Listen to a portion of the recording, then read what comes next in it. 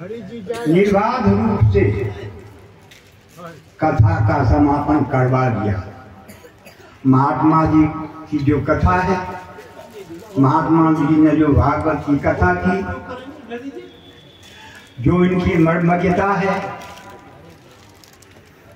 वो जिस तरह से इनमें संस्कृत का जितना गहरा अध्ययन इन्होंने किया है, यदि संस्कृत के माध्यम से कहना कथा करना शुरू कर दें तो संभव नहीं है कि लोग इसे ग्रास कर सकेंगे, प्राप्त कर सकेंगे, समझ सकेंगे। मैं महात्मा जी की कृपा के प्रति आभार व्यक्त करता हूँ। धन्यवाद देने की शक्ति नहीं है। मैं आभार प्रकट करता हूँ कि अपने बहुमूल्य समयों में से कुछ समय को बचाकर हमारे गांव की धरती को इन्होंने 11वीं बार धन्य करने की कृपा की है। मैं आयोजक की ओर से, अपने गांव की ओर से महात्मा जी का आभारी हूँ।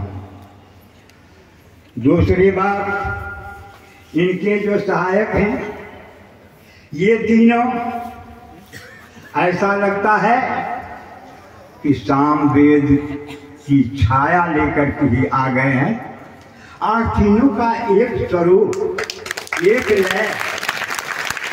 पता नहीं चलता है कि अभी हारमोनियम वाले गा रहे हैं कि तबला वादक गा रहे हैं, यह पता ही नहीं चलता है। इतना मिला स्वर संभवतः देखने को नहीं मिला, तो मैं इनकी कितनी बड़ाई करूं।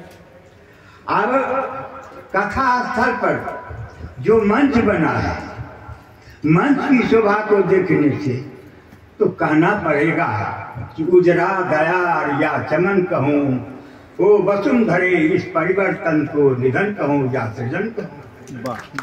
कल क्या होगा? ऐसी सुंदरता जिसने विश्वकर्मा के रूप में खड़े होकर के यह मंडप तैयार किया, कल क्या होगा?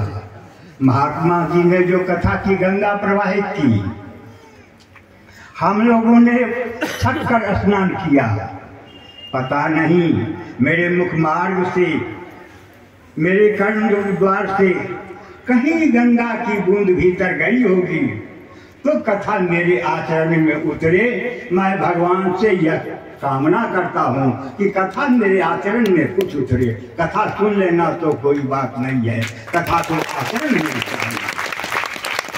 मैं इस मंडपकार को, इस कलाकार को भी धन्यवाद देता। उसके बाद कथा के आयोजक हमारे प्रिय भाई श्री प्रेम कुमार मिश्र जी हैं। ये हमारे छोटे भाई हैं, इनके 3 लड़के हैं।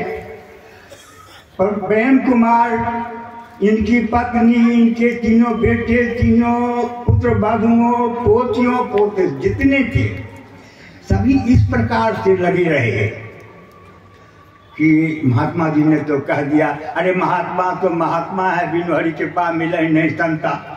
जब प्रभु की कृपा होती है तब ऐसे ऐसे संतों का आगमन होता है।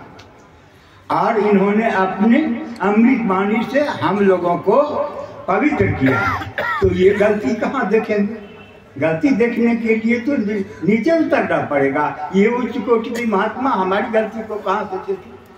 इन्होंने खूब धन्य किया प्रेम कुमार की सेवा को। उनके समस्त परिवार की सेवाओं से ये बड़ी आह्लादित हैं। मुझ पर बड़ी कृपा है जो इन्होंने अभिव्यक्ति के द्वारा व्यक्त कर दिया है।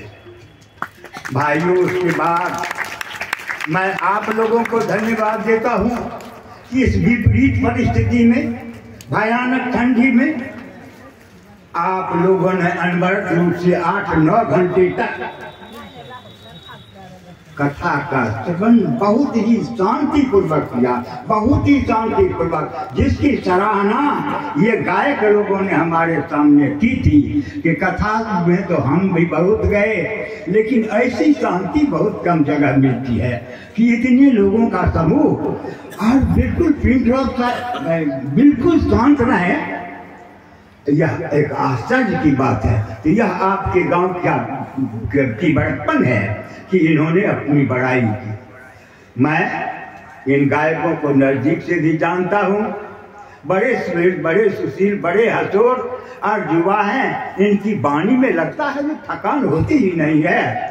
और अनवरत रूप से इन्होंने आप लोगों की सेवा की, कथा में सहयोग किया और इस प्रकार यह हमारी धरती महात्मा जी के द्वारा शुद्ध कर दी गई। निवेदन मैं अपनी ओर से भी करता हूँ, चूँकि कुछ उम्र हो गई मेरी, कि कथा तो सुने, कुछ कथा को लेते जाइएगा। एक बात छोटी सी 1 मिनट में कह देता हूँ कि कहीं एक यज्ञ का आयोजन हो रहा था, तो बड़े बड़े कथाकार, बड़े बड़े महात्मा वहाँ पहुँचे हुए थे।